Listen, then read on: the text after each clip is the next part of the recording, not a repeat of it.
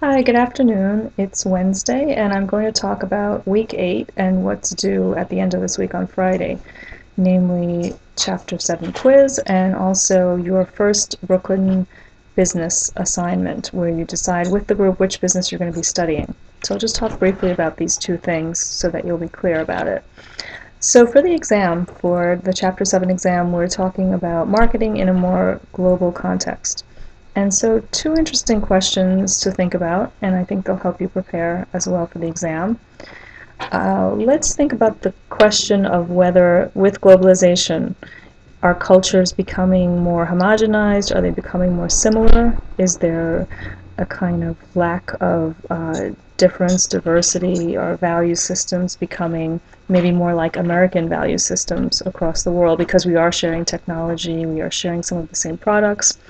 Or on the other side, can we say that cultures are still remaining distinctive, and in fact, maybe people are finding new ways of expressing cultural differences and preserving traditions and values and things that are relevant to their particular experience? So those are two questions to think about, and also to think about the issue of trade and of a free market and the idea of protectionism. You're going to read about tariffs and quotas, which are types of protectionism, and then other arguments are if you have a much more free and open market, that creates an economy that opens up possibilities for everyone. So these are relevant questions to think about, and people have obviously have very different positions on those questions.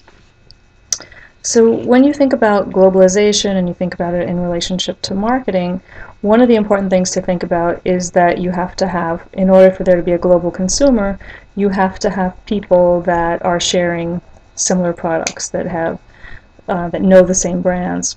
I'll tell you a funny story about this. A Sri Lankan professor was telling me that he had relatives come from Sri Lanka, and they lived in a small town in Sri Lanka. And in the bathroom, he had something on the floor which was spick and span bathroom cleaner or bathroom wipes or something to clean the bathroom. And as you probably have seen, there are different products, personal hygiene products, that look a little bit similar to that, in that maybe they're in the same kind of container. But we know, probably as Americans, we know the spick and span is a brand for household cleaning and not personal hygiene. But the relatives didn't know that, and so they were using this product in a way that was not intended. I hope they were okay and that there was no serious repercussion. But this is a story, an example of an idea where you come from one culture and you're not familiar with a particular product and how it may be used. So for us to have a kind of global consumer, we have at least some degree of sharing of products. It doesn't mean that every product is the same, but there is a possibility that you could sell this soft drink, that you could sell this clothing label in another context. So that's an important thing to think about. Think about this issue about doing a global environmental scan. So if you're thinking about selling a product, if a company is thinking about selling a product in another country, globally, issues that have to be considered. Cultural diversity, right? You have to think about, when we did the analysis of the advertisement, think about how couples might have been represented, those of you who did an analysis when you have a couple together, or families, or what kinds of symbols resonate or are meaningful for a particular culture. So that is different in America than it is to some extent in Japan or in England. And so if we were to look at advertisements from different countries, we would see different symbols that were perhaps didn't have the same kind of meaning to us here in an American context. So that's something very important that you have to consider. How do you represent people? What models would be considered attractive or beautiful or interesting? What kinds of things are funny and what kinds of things are offensive? That differs in one culture or another. What about the economic system, issues of pricing? All of those things come into play. And also the political and regulatory climate can be very different in another context. So this is just a very, very brief overview of some things that may be relevant on the quiz, and you can read more about it in the chapter. And any of these things when you become interested in them, obviously you can read about them and you can investigate them much more fully. Now to talk just very briefly about the Brooklyn business that you're going to be studying. I met with a couple of students, a group of students who've already moved forward quite a bit on their project. They identified a business. They came to see me on Tuesday, and I don't want to give out their information, so I'm going to change a couple of details, and I'm going to just use it as an illustration to give you an example of how you can start approaching this, because I think we made a lot of progress in the first meeting. They made a lot of progress in how they would approach it, and it was a very brief meeting, and I think it may help everyone else. So I'm going to change the type of business so I don't give away their information. So they chose a nail salon. They decided to choose this nail salon, and the first thing that they found, and they came to see me, they said that they found the store. Okay, they looked at it. They started to think about, how does the store look from the outside? What kind, is it busy? What kind, how many people are working there? So they kind of did a general scan of what was happening.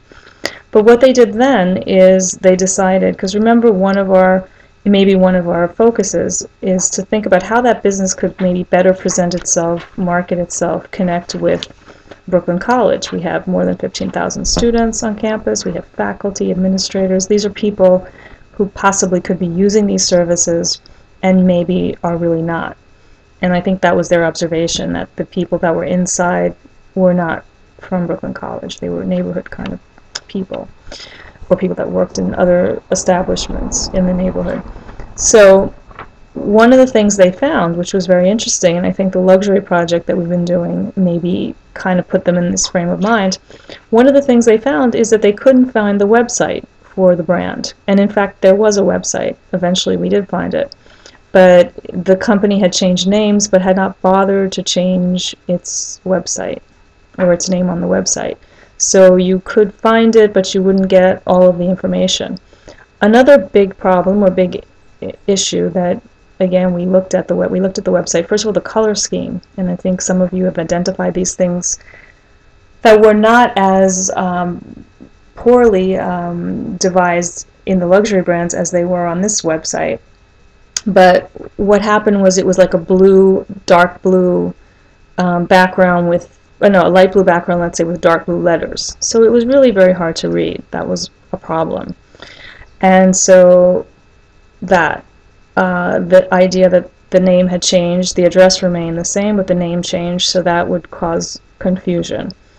It's a nail salon. It provides other kinds of services as well, but it wasn't clear from the website what kinds of services were provided, and there was no tab that indicated that, and pricing. So maybe if you wanted to know how much it would cost, it could be $20 for a manicure and pedicure. It could be, $5. There was no way of knowing the cost. Now, the salon was also owned by an individual who was very religious, who was a Christian woman, who was apparently, by the way the website was set up, was very religious, because she talked about the business. She said a little bit about the business, and she said the most important thing, we provide you with high style and a kind of sassy look, but the most important thing we do, or the most important thing that defines us, is spirituality, which is a very shocking thing, because you would never think of the connection between religion and a nail salon. But the owner is somebody, perhaps a born-again Christian, for example. And so she had biblical quotes at various places that didn't seem to have anything to do with the business itself.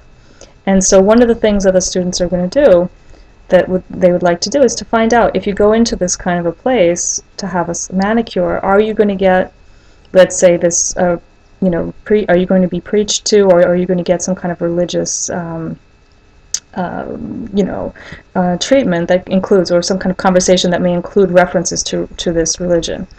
And so if that's nothing, and they don't think that it ever comes up in the nail salon itself, and maybe the owner of the salon isn't even working there, maybe she has technicians that are working there for her. So that would be important to know. Is there a religious experience connected to having a manicure pedicure? Because certainly there is on the website, and if you were not up to that, or you were not interested in that, you would have decided not to go and get your nails done there.